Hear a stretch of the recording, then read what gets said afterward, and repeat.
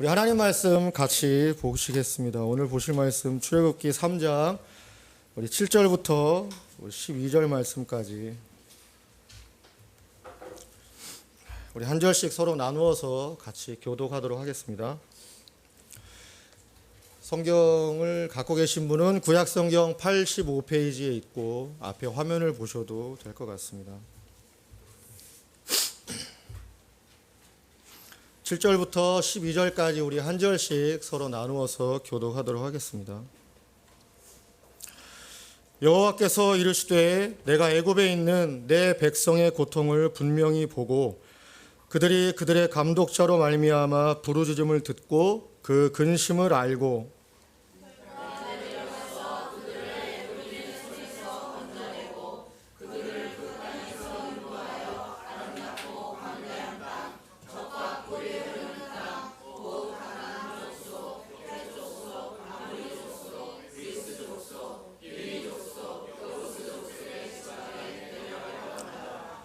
이제 가라 이스라엘 자손의 부르짖음이 내게 달하고 애굽 사람이 그들을 괴롭히는 학대도 내가 보았으니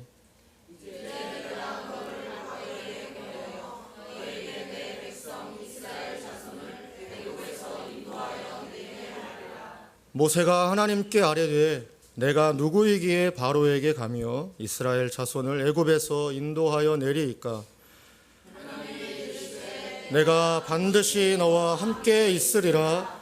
내가 그 백성을 애굽에서 인도하여 낸 후에 너희가 이 산에서 하나님을 섬기리니 이것이 내가 너를 보낸 증거니라. 아멘. 무더위에 여러분 잘 지내고 계시는지 모르겠습니다. 정말 덥네요. 그렇죠? 오늘 말씀을 같이 나누면서 하나님의 은혜 안에서 우리 새로운 힘과 소망을 얻게 되어지기를 바랍니다. 모세는 자신의 삶 가운데에서 개인적인 부분은 극히 일부분만을 집중해서 기록으로 남겼습니다. 그의 나머지의 모든 삶은 이스라엘 백성, 이스라엘 공동체 안에서의 삶의 내용들입니다. 그의 삶, 80년의 삶 가운데서 가장 비중 있게 기록했던 그의 삶의 기록은 다름 아닌 하나님을 만나는 순간이었습니다. 그 하나님을 만나는 순간의 장면이 출애굽기 3장과 4장에 기록이 되어 있습니다. 모세는 개인적인 삶의 기록을 2장 반 정도 남겼습니다. 80년의 삶이 2장 반 안에 다 요약이 되어져 있는데 그 중에서 2장은 하나님을 만났던 장면으로 채우고 있는 것입니다. 모세의 80년의 삶과 그 80년의 삶 동안 침묵하셨던 하나님의 침묵에는 중요한 영적인 의미가 있습니다. 그 의미는 다른 것이 아니라 모세의 자아가 무너지는 시간이었고 모세 자신이 폐허가 되는 시간이었습니다. 왜 자아가 무너지고 한 사람이 폐허가 되어야 하는 시간이 필요할까요? 예수님은 이렇게 말씀하시지 않았습니까? 누구든지 나를 따라오려거든 열심히 일해라. 훌륭한 결과물이 필요하다. 이렇게 말씀하지 않으셨죠. 2가지를 이야기하셨습니다. 그러나 이 2가지는 실제는 하나라고 말씀을 드릴 수 있습니다. 예수님은 말씀하시기를 누구든지 나를 따라오려거든 자기를 부인하고 자기 십자가를 지고 나를 따라와야 한다라고 말씀을 하셨습니다. 자기를 부인하지 않고는 자기 십자가를 질 수 없는 것입니다. 마찬가지로 자기 십자가를 지지 않고는 자기를 부인할 수 없는 것입니다. 그래서 자기 부인과 자기 십자가는 뗄래야 뗄 수 없는 내용입니다. 둘은 하나인 것입니다. 구약의 시편 51편은 유명한 다윗의 참회의 시입니다. 그 시 9절 가운데 다윗은 마지막 부분에 이러한 시의 내용을 남겼습니다. 하나님께서 구하시는 제사는 상한 심령이라 하나님이여 상하고 통회하는 마음을 주께서 멸시하지 아니하시리라 라고 말했습니다. 성경에 등장하는 마음과 관련된 표현 가운데 가장 강렬하고 중요한 표현이 시편 51편에 등장하고 있습니다. 상한 심령, 통회하는 마음, 이 두 가지인 것입니다. 여러분, 여기서 말하는 상한 심령이라고 하는 히브리어 단어가 중요한 의미를 갖습니다. 상한 심령이라고 하는 것은 마음이 힘들고 내가 사는 게 슬프다 이런 게 아닙니다. 상하다라고 하는 히브리어 단어 니시바르는 그 어원적인 의미가 갈기갈기 찢어져서 그 형태가 남아있지 않은 상태를 의미하는 단어입니다. 상한 심령이란 무엇입니까? 하나님 앞에서 갈기갈기 찢어져서 그 마음의 형태가 남아있지 않은 상태, 그 상태를 하나님께서 원하신다라고 하는 것입니다. 이것보다 더 심한 단어가 여러분 통회하는 마음입니다. 이 통회라고 하는 히브리어 단어 다크에라고 하는 단어는 인격적으로 매우 모욕적이며 굴욕적인 상태를 의미하는 것입니다. 발로 밟아서 짓이겨지는 상태를 히브리어 단어 다크에는 의미하는 것입니다. 그러므로 통회하는 마음이라고 하는 것은 발로 밟아서 짓이겨지는 굴욕감을 상징하고 의미하는 것입니다. 그런데 하나님께서 그런 마음으로 나오는 사람들을 외면하지 않으신다. 무슨 말입니까? 반드시 그와 만나 주신다라고 하는 것입니다. 신약 성경 마태복음 5장에서부터 7장은 산상수훈이라고 하는 제목이 붙어 있는 굉장히 보석과 같은 하나님의 말씀입니다.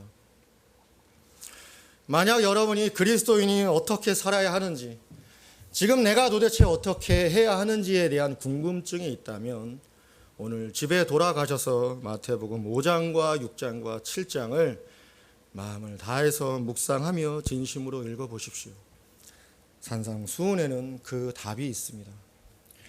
그런데 여러분, 산상수훈이 시작되어지는 가장 첫 번째 서두에는 이러한 주의 말씀의 선포가 기록되어 있습니다. 마음이 가난한 자는 복이 있습니다. 그들에게는 천국이 소요될 것입니다. 라는 선언이죠. 그 첫 번째 복에 관한 선언은 산상수훈의 모든 내용을 포괄적으로 담고 있는 가장 중요한 본질을 의미합니다. 마음이 가난하다, 심령이 가난하다라고 하는 것이 무엇입니까? 여기서 가난을 상징하는 히라보 단어 푸토코스는 힘들고 어려운 것이 아닙니다. 일종의 파산 선고를 받은 상태를 상징하는 것입니다. 의역적으로 그대로 풀어보면 마음이 파산 선고받은 사람들에게 복이 있나니 그들에게 천국이 소유될 것이다 라고 하는 것이죠. 마음이 파산 선고받은 사람들, 마음이 폐허가 돼서 아무것도 남아있지 않는 사람들에게 하나님의 천국이 임한다라고 주의 산상수훈의 말씀은 시작이 되어지는 것입니다. 한 사람이 영적이 된다라고 하는 것은 바로 이런 의미입니다. 그의 마음이 부서지는 것, 자아가 무너지는 것입니다. 자신의 인격과 의지가 완전히 깨어지고 망가지는 일은 실제로는 고통스러운 일이고 사실은 굴욕적인 일일 것입니다. 그러나 그 길이 생명의 길입니다. 그 길만이 내 안에 내가 아닌 예수 그리스도가 사시는 길이기 때문입니다. 우리들의 모든 실패와 낙담, 게으름, 미움과 원망은 다른 것이 아닙니다. 내 안에 예수가 온전히 살아계시지 못하기 때문이죠. 내가 지금 주님과 온전한 관계에 있지 못하기 때문입니다. 우리들의 마음에 주님만을 생각하고 주님만을 따르려고 하지 않는 모든 마음은 한마디로 얘기하자면 교만한 마음입니다. 그리고 우리들 안에 교만한 마음이 무너지기 전에는, 부서지기 전에는 그리스도께서 우리 안에 온전히 거하실 수 없습니다.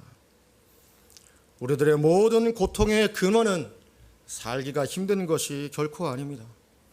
부서지지 않는 자아에 있고 깨지고 무너지지 않는 우리들의 마음에 있는 것입니다.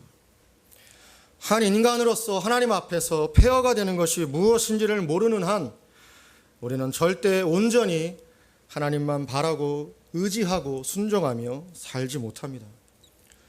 그래서 하나님께서는 때로는 우리를 고통과 눈물의 삶의 자리로 인도하시려는 것입니다.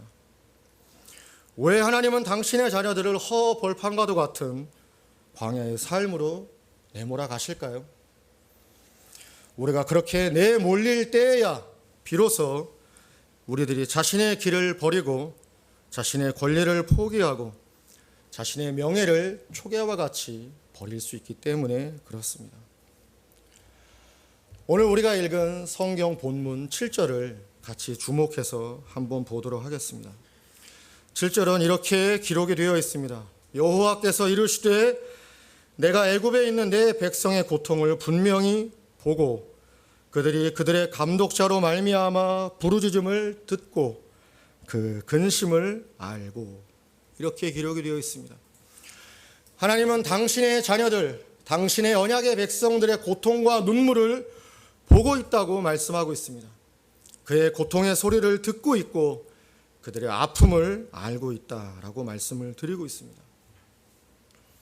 그럼에도 불구하고 그들에게 모세를 보내시기 전까지, 아니 실제로는 애굽의 총리였던 요셉 이후에 수많은 시간 동안 하나님은 당신의 백성들에게 침묵하셨던 것입니다. 왜 그랬을까요?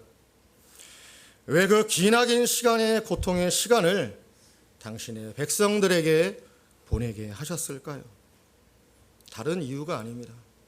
당신의 백성들이 무너지기를 원하셨던 것입니다.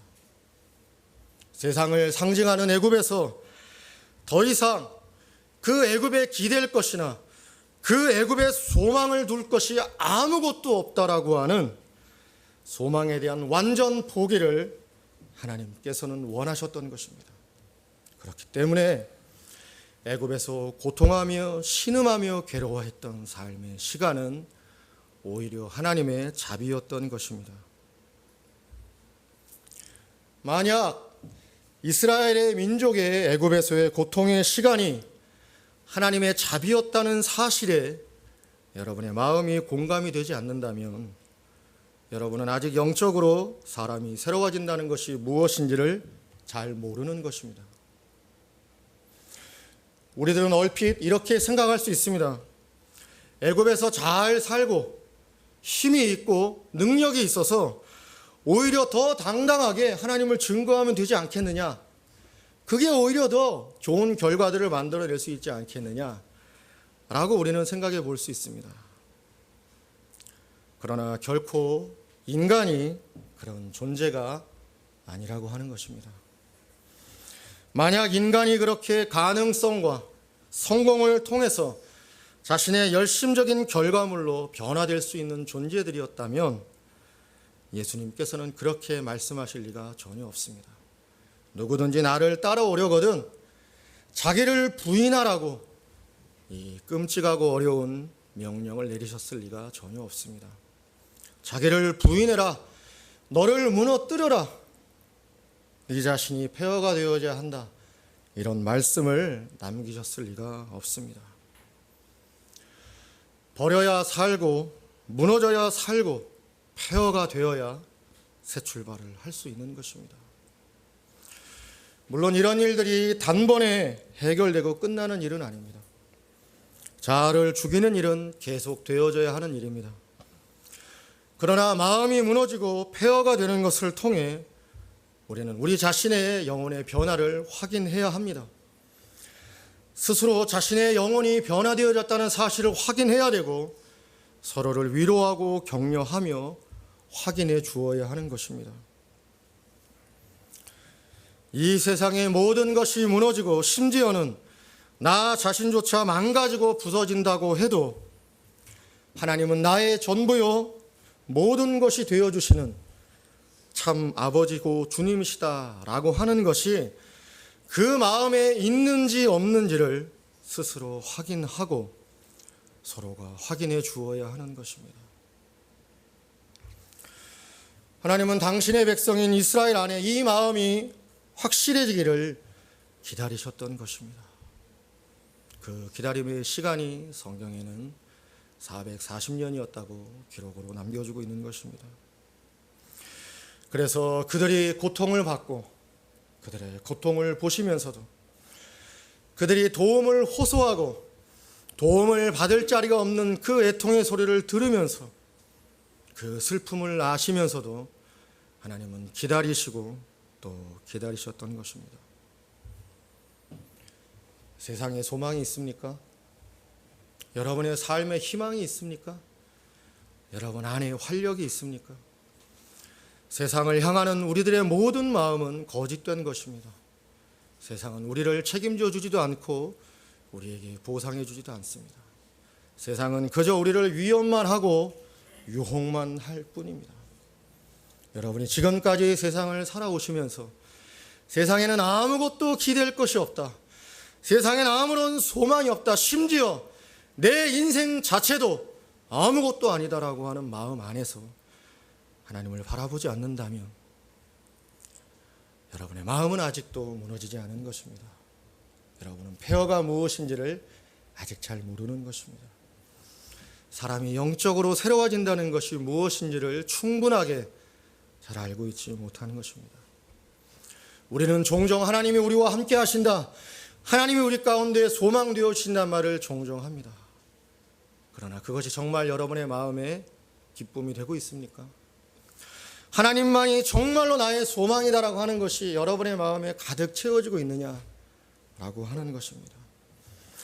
하나님만이 주실 수 있는 소망이 영원한 것이며 변하지 않는 것이며 그것만이 나를 살게 하는 유일한 삶의 이유다라고 하는 것이 여러분의 마음 안에 있느냐라고 하는 것입니다.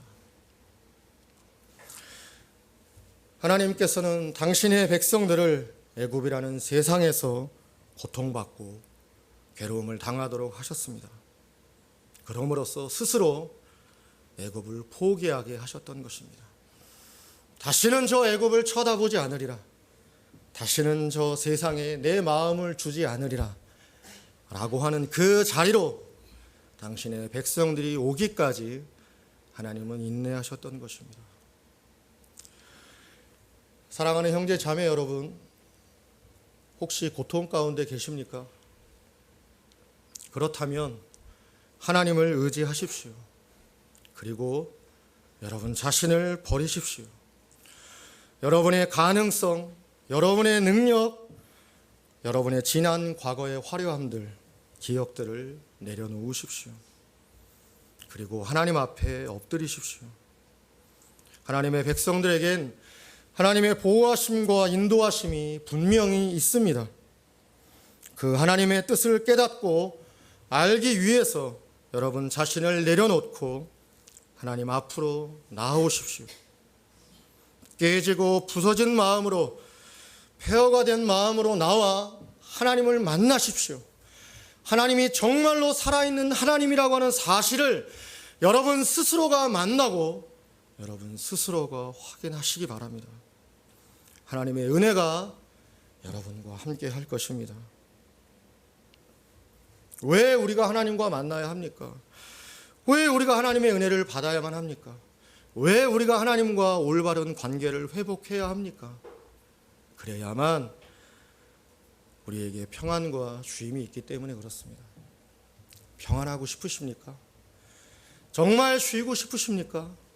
그러면 하나님을 만나야 하는 것입니다. 다른 데서의 평안과 쉼은 우리를 안식으로 인도해 주지 못합니다. 하나님을 만나는 길만이 우리에게 진정한 쉼을 허락해 주는 것이죠. 그러므로 지금 당장의 삶의 고통에서 벗어나는 게 중요한 게 아닙니다. 하나님을 만나서 진짜 하나님이 나의 하나님이구나, 진짜 하나님은 살아계신 하나님이로구나 라는 사실을 확인하고, 그리고 하나님의 계획과 목적에 부합하는 삶이 되어져야 하는 것입니다. 그래야 우리 안에 진정한 기쁨과 소망을 누리는 삶이 부여되는 것입니다. 오늘 우리가 읽은 본문의 말씀의 8절은 여러분, 가나안에 들어간다라고 하는 말씀의 내용이 담겨져 있습니다. 가나안에 들어간다라고 하는 것은 바로 그러한 삶을 의미하는 것입니다. 하나님을 만나서 하나님의 뜻에 맞는 삶, 하나님의 계획과 목적에 부합하는 삶을 사는 것을 의미하는 것입니다. 여러분, 8절에는 가나안 땅을 의미할 때 그 땅에 대해서 이렇게 설명해 주고 있습니다. 아름답고 광대한 땅, 젖과 꿀이 흐르는 땅이다라고 하는 것이죠. 특별히 젖과 꿀이 흐르는 땅이라고 하는 표현은 가나안을 표현할 때 대단히 많이 반복되어지는 표현입니다. 그런데 여러분 한번 사실적으로 생각해 보시기 바랍니다. 가나안 땅이 정말 젖과 꿀이 흐르는 땅입니까? 사실적으로 현실적으로 생각을 해보세요. 가나안 땅이 젖과 꿀이 흐르는 땅입니까? 그렇지 않습니다. 본문의 8절에 나와 있듯이 지금 가나안 땅은 여러분 비어있는 땅이 결코 아니라는 말씀입니다. 그 땅에는 가나안의 7 족속이 차지해서 지금 살고 있는 땅입니다. 그 가나안 땅은 현실적으로 젖과 꿀이 흐르는 땅이 아닙니다. 그 가나안 땅은 악이 판치는 땅이요 더러움과 인간의 추한 욕망이 판을 치는 땅입니다. 그럼에도 그 땅은 광대하고 아름다운 땅이다. 젖과 꿀이 흐르는 땅이라고 왜 하나님께서는 말씀하고 계실까요? 그 이유는 다른 것이 아닙니다. 너희가 그 가나안에 들어가서 악하고 더러운 가나안 7 족속을 몰아내라. 그래서 그 땅을 회복하여 그 땅을 젖과 꿀이 흐르는 땅으로 회복을 시켜야 된다 라고 하는 말씀의 의미인 것입니다. 만약에 이스라엘 백성이 가나안 땅에 들어가서 가나안 7 족속을 몰아내기는커녕 가나안 7 족속의 영향을 받들어서 그들과 별 차이 없는 그들을 따라 사는 삶을 살게 되면 가나안 땅은 젖과 꿀이 흐르는 땅이 아니라 가나안 땅은 저주받은 땅이 되어지는 것입니다. 우리들도 마찬가지입니다. 우리들도 우리들의 삶의 자리에서 이 세상의 악과 어둠을 몰아내야 합니다. 몰아낼 때 여러분의 삶의 자리에 젖과 꿀이 흐르는 하나님의 약속의 땅이 임하는 것입니다. 악과 어둠을 몰아내지는 않고 삶의 고통에 신음하며 아파만 해서는 광대하고 아름다운 땅을 만날 수 없는 것입니다. 젖과 꿀이 흐르는 땅은 먼 나라, 딴 나라 얘기가 될 수밖에 없는 것입니다. 이 세상에서 당신의 백성들이 잘 되는 것이 하나님의 목적은 아닙니다. 물론 세상에서 망하는 것만이 하나님의 계획이냐? 그렇지도 않습니다. 그러나 중요한 것은 세상에서 어떤 위치나 신분을 갖추느냐라고 하는 것은 하나도 중요한 것이 아니다라고 하는 것입니다. 우리는 세상에서 부할 수도 있습니다. 그러나 가난할 수도 있습니다. 한 달을 걱정하며 살아야 되는 절박한 삶의 현실을 만날 수도 있습니다. 가장 밑바닥에 육체적인 노동을 하면서 하루 벌어 하루 사는 삶을 살 수도 있는 것입니다. 성공할 수도 있습니다. 물론 망할 수도 있습니다. 그러나 그런 것은 하나도 중요한 것이 아닙니다. 정말로 중요한 것은 진정으로 무엇을 위하고 있느냐라고 하는 그 한 가지입니다. 내가 정말 무엇을 위하여 살고 있느냐, 내 삶의 방향과 목적은 어디냐라고 하는 것입니다. 정말 하나님의 계획과 목적을 위하여 살아가고 있느냐, 그러고 있지 않느냐라고 하는 것만이 남는 것입니다. 그러면서 우리가 늘 잊지 말아야 할 사실 하나가 있습니다. 그것이 무엇입니까? 우리 예수님은 하나님의 목적을 이루시기 위하여 죽었다라고 하는 것입니다. 어쩔 수 없지 않습니까? 세상에서 잘 되면 사람들에게 인정도 받고 박수도 받고 주목도 받습니다. 엉망이 되어져 버리면 주목을 받을 수 없습니다. 주목은 고사하고 조롱이나 비웃음만 당하게 되겠죠. 그러나 사랑하는 형제 자매 여러분, 우리 주님이 먼저 그 길을 가시지 않았습니까? 조롱을 받고 멸시를 받고 버림을 받고 비웃음을 뒤집어 쓰는 일을 주님께서 먼저 감당하셨음을 우리는 기억해야 합니다. 죽어도 나보다 먼저 주님이 죽으셨고 멸시와 서름을 받아도 우리 주님이 먼저 당하셨음을 알아야 합니다. 그렇기 때문에 주님께서 우리를 위하여 자기 스스로를 십자가상에서 깨뜨렸다라고 하는 이 사실은 우리들의 마음이 깨지고 무너져야 한다라고 하는 동기를 만들어주는 가장 강력한 요인이 되는 것입니다. 그래서 오늘 말씀의 7절과 9절은 동일한 말씀의 반복이고 중요한 핵심은 8절에 있는 것입니다. 우리 8절을 다 같이 한음성으로 한번 읽어볼까요? 시작. 내가 내려가서 그들을 애굽인의 손에서 건져내고 그들을 그 땅에서 인도하여 아름답고 광대한 땅, 젖과 꿀이 흐르는 땅, 곧 가나안 족속, 헷 족속, 아모리 족속, 브리스 족속, 히위 족속, 여보도 족속의 지방에 데려가려 하노라. 내가 그들을 건져내고 광대하고 아름다운 땅, 젖과 꿀이 흐르는 땅으로 데려갈 것이다 라고 하는 것이 하나님의 계획이고 하나님의 뜻이었습니다. 이 8절에 하나님의 계획과 목적을 이루기 위하여서 모세는 무려 80년을 기다려야 했던 것입니다. 그 80년 동안 그는 철저하게 자신의 인격과 자아가 무너지는 것을 경험해야 했고 자신이 부정된다라고 하는 것이 무엇인지를 깨달아야 했습니다. 이 8절에 하나님의 뜻과 계획을 이루기 위해서는 다른 길은 없었던 것입니다. 오직 그 길밖에는 없었습니다. 그리고 10절에 하나님은 모세에게 이렇게 말씀하시는 것입니다. 이제 내가 너를 바로에게 보내어 너에게 나의 백성 이스라엘 자손을 애굽에서 인도하여 내게 하리라. 그 일을 할 사람이 너다. 이 계획과 목적을 이루어야 할 사람이 바로 너라고 모세를 찍어서 모세에게 말씀해 주고 계시는 것입니다. 그때 여러분 모세의 반응이 무엇이었습니까? 모세의 반응이 11절에 등장하고 있습니다. 모세가 하나님께 아뢰되 내가 누구이기에 바로에게 가며 이스라엘 자손을 애굽에서 인도하여 내리이까. 모세는 그 일을 할 사람이 바로 너다라고 하나님의 말씀에 모세의 대답은 이것이었습니다. 내가 누구이기에 무슨 의미겠습니까? 내가 어떻게 그런 일을 할 수 있겠습니까? 라고 하는 반문인 것입니다.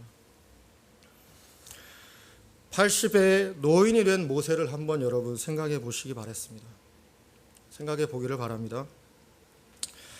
전에는 자신을 믿고 자신을 자랑했고 자부했던 자기 자신이었지만 80이 된 노인의 이 자리에서는 믿을 구석도 가능성도 능력도 하나도 남아있지 않는 그저 양이나 치는 무능한 80의 노인내에 지나지 않았던 것입니다. 그러나 하나님은 뭐라고 말씀하십니까? 그 일을 할 사람이 바로 현재의 너다. 바로 내가 현재의 네가 그 적임자다 라고 하나님은 모세를 찾아오셔서 모세를 부르고 계시는 것입니다. 하나님의 역사, 하나님 나라의 능력을 여러분은 아십니까? 나는 할 수 있습니다. 나는 능력이 있습니다. 이것이 아니라 나는 안 됩니다. 나는 아무것도 할 수 없습니다. 나는 무능합니다. 라는 바로 그때를 사용하시는 하나님의 뜻을 여러분은 알고 계시냐라고 하는 것입니다. 이 고백은, 이 깨달음은 다분히 영적인 것입니다. 단순하게 자신을 낮추는 고백이 아닙니다. 정말로 진심으로 마음이 무너진 사람이, 마음이 깨어진 사람이, 폐허가 된 사람이 내뱉는 그의 진심인 것입니다. 어떤 일을 하기 싫어서 핑계를 대려고 하는 것이 아닙니다.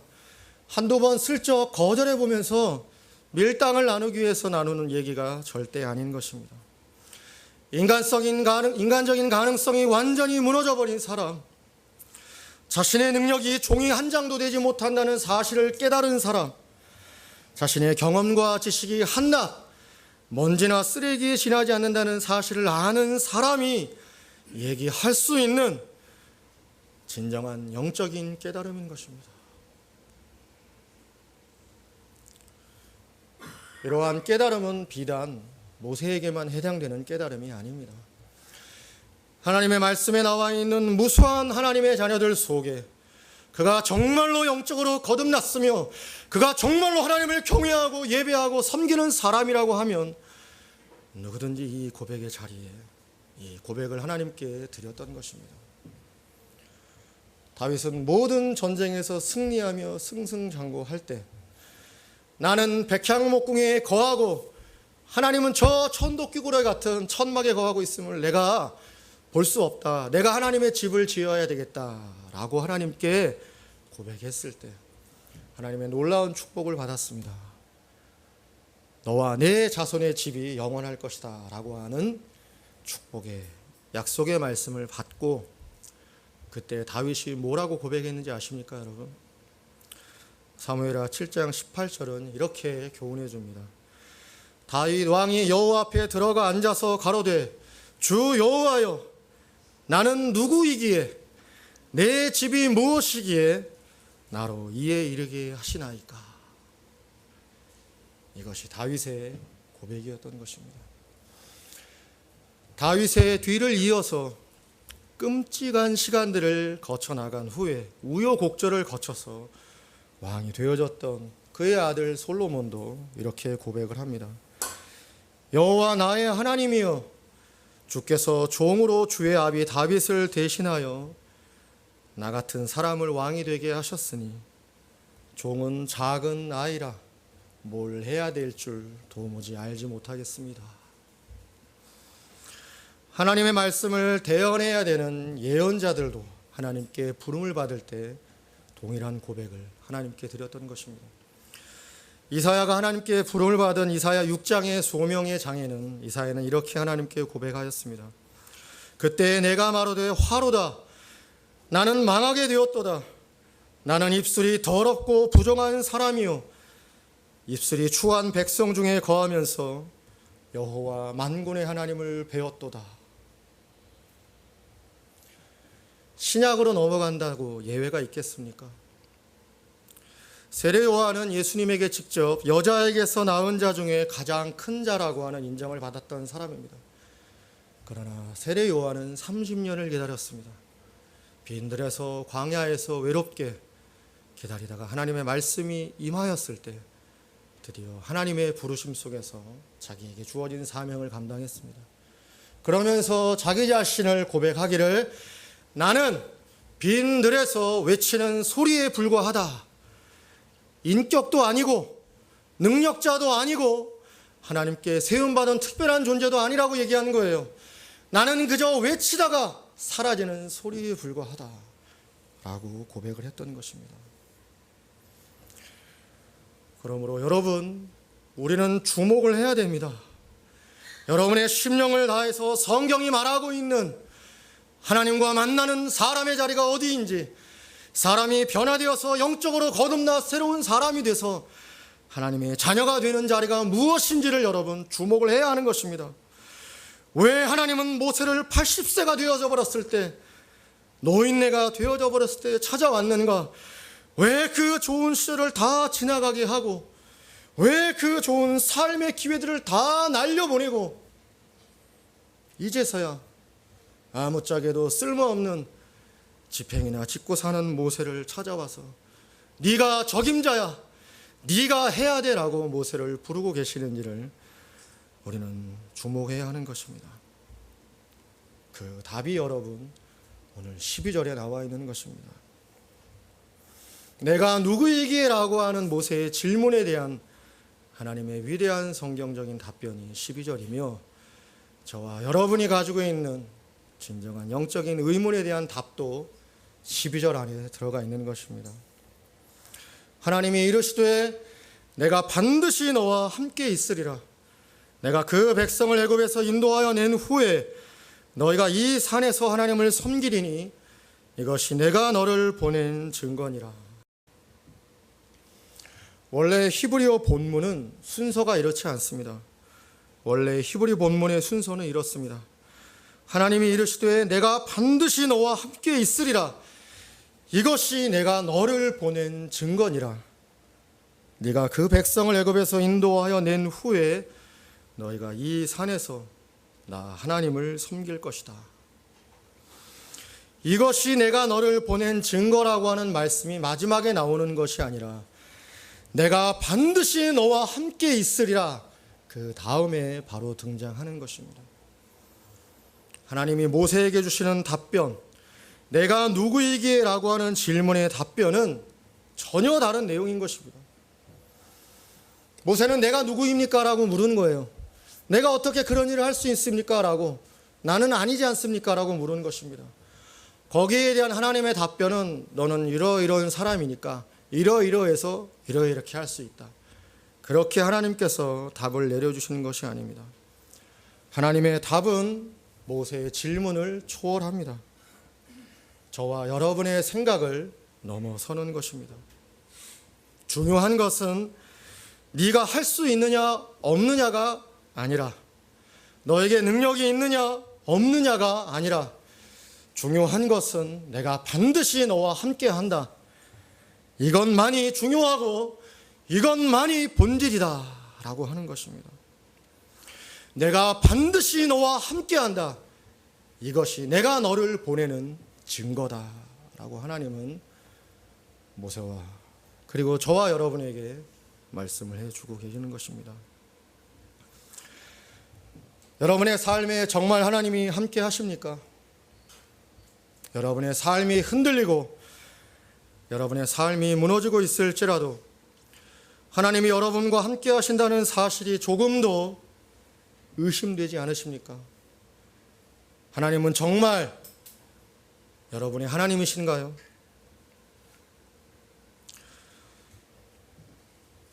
우리들은 추하고 이기적인 존재들입니다. 우리들은 어쩔 수 없이 기만과 위선의 삶을 살아갑니다. 그러나 하나님은 신실하십니다. 어둠과 빛이 함께 할 수는 없는 것입니다. 우리들의 모든 삶의 고통과 눈물과 시련은 우리들의 악과 어둠을 제거하시기 위한 하나님의 사랑입니다. 그걸 아십니까? 그걸 여러분의 마음으로 느끼십니까? 아셔야만 합니다. 만약에 우리가 하나님의 자식이 아니라면 우리의 삶의 좌절과 고통과 아픔들에는 아무 소망이 없습니다. 그러나 우리가 진정으로 예수 안에서 거듭난 하나님의 자식들이 맞다면 우리들에게는 선하시고 사랑이 많으신 아버지가 계시는 것입니다.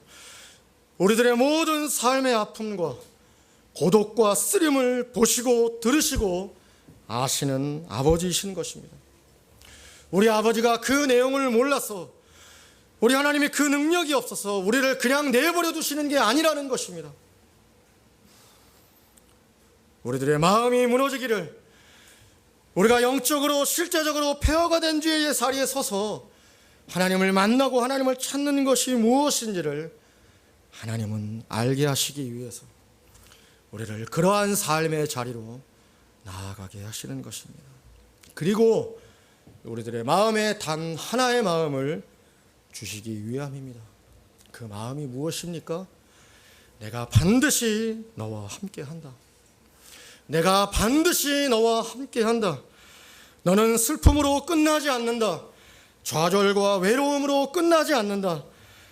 너는 모든 인간 고통의 한계를 넘어서 나의 뜻을 성취해 나아갈 것이다 라고 하는 하나의 마음, 그 믿음을 심어주시기 위함인 것입니다.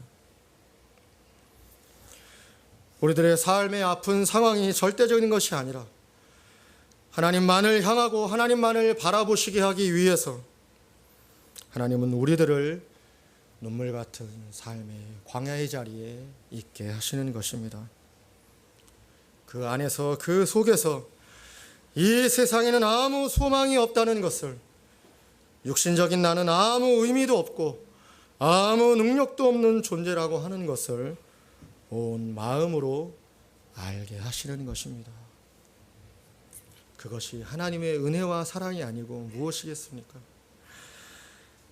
인생의 문제는 이 세상에서 끊임없이 일어날 수밖에 없습니다. 그러나 답은 이 세상에 있는 것이 아닙니다.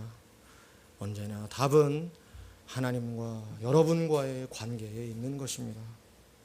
그래서 하나님은 오늘도 말씀을 통해서 우리 가운데 약속해 주고 계시는 것입니다.